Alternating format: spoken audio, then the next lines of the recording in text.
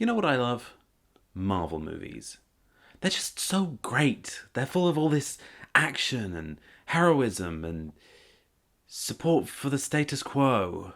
You want to protect the world, but you don't want it to change. So going on a bit of a philosophy tube binge has kind of made me look at the Marvel movies a little bit differently. But I still love them, and I'm always going to love them. I just noticed a bit of a weird, interesting trend. I think this trend is best exemplified by looking at where superpowered people get their powers from. So as far as I'm concerned, there are three things that you can break this down into. First is power from power. So someone who is in a position of power, either financially or socially or politically, bestows power upon themselves. So the best example of this, probably Iron Man. Genius, billionaire, playboy, philanthropist, gives himself superpowers in the form of a cool suit that he can build because he's got all this money. The second way seems to be power from the powerful. So again, someone from a financial, political, social position of power bestows power onto someone else. Captain America is probably the best example of this, but Black Widow and Scarlet Witch also kind of apply.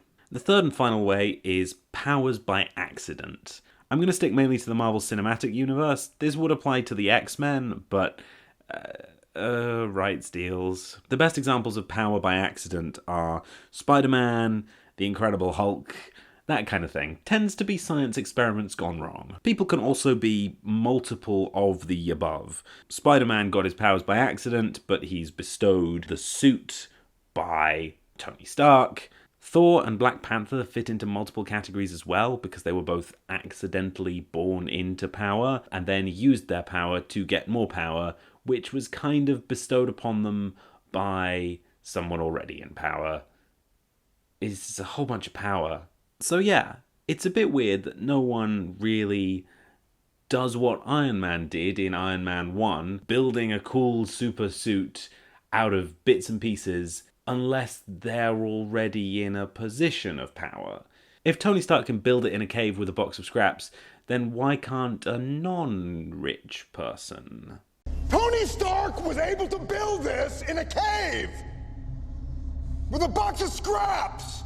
So ultimately, what is this saying about the nature of power? That all superpowers come from the powerful? Well, I guess in some ways it's saying that power cannot be intentionally created by the people. Only those who currently possess power can create new power, at least intentionally. And there's also the implication that those who accidentally gain power should fall in line with those who already had it. The Hulk ends up working for the US government, and Spider-Man ends up working for the richest capitalist daddy that there is.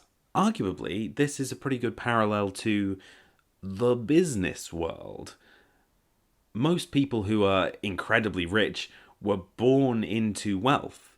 Most people who get rich either did so because someone who was incredibly wealthy deliberately gave them an opportunity to gain wealth, or because they just stumbled across something that made them incredibly wealthy. There are only two people in the Marvel Cinematic Universe that I can think of who intentionally gained their own superpowers without leveraging a huge amount of social, political, capital power that they already had. Those two characters are Whiplash and Vulture. Both, interestingly, just so happen to be villains.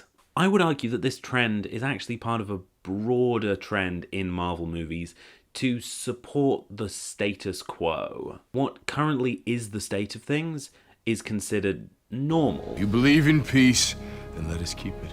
I think you're confusing peace with quiet. And therefore, those who already have power should be those deciding who has power in the future. People like Whiplash and Vulture, who can build their own powers in a shed, they're a danger to the status quo. In fact, almost all conflict in Marvel movies comes from some outside force coming in and trying to disrupt the status quo. Someone trying to overtake the business or usurp the throne or invade the world. The conflict from Marvel movies rarely arises when someone notices that there's something wrong in the current world and tries to change it. In fact, there's only one time that I can think of that a Marvel hero has tried to improve the world and change the status quo. And that was in Age of Ultron. In Age of Ultron, Tony Stark tries to build an artificial intelligence that will improve the world, that will directly change the status quo and create peace. Ultimately, though, we're told that changing the status quo isn't a good thing to try to do, because it'll just make things worse. I'm on a mission. What mission?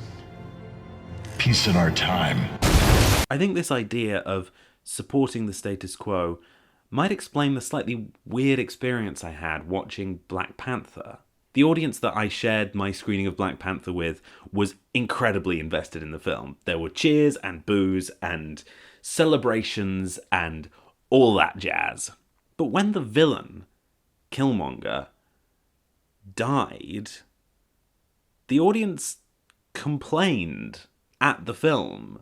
There were cries of no, he was right, he shouldn't be dying, this is not what we want. And I think the reason why is simple. He saw something wrong in the world today. How do you think your ancestors got these? You think they paid a fair price? Or did they take it like they took everything else? He saw something wrong with the status quo, and he tried to change it. And obviously was shot down for doing so. Obviously he did this in a way that was pretty morally reprehensible. Whole bunch of murder. Maybe not the best idea.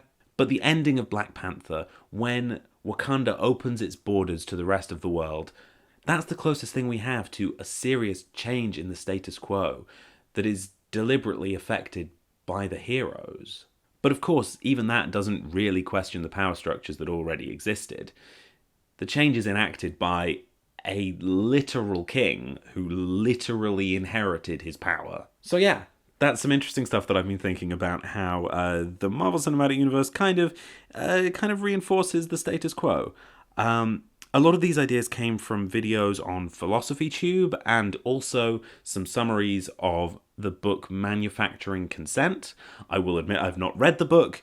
It's just a whole bunch of stuff that's been milling around in my brain. And I thought it would be kind of interesting to take this approach to the Marvel movies. I'm not a philosopher, I'm not a political scientist, but I am a big Marvel fan and a big film fan, so that's where this video's come from. Oh hey, I'm doing that thing again, where I'm really insecure and don't feel qualified to make the video. Oh look, it's almost like it's a trend or something in my personality. So anyways, if you like this video, make sure to like, share, subscribe, hit the notification thing, share it with all your friends. I've already said share once. Just do all those things. Thanks. Bye.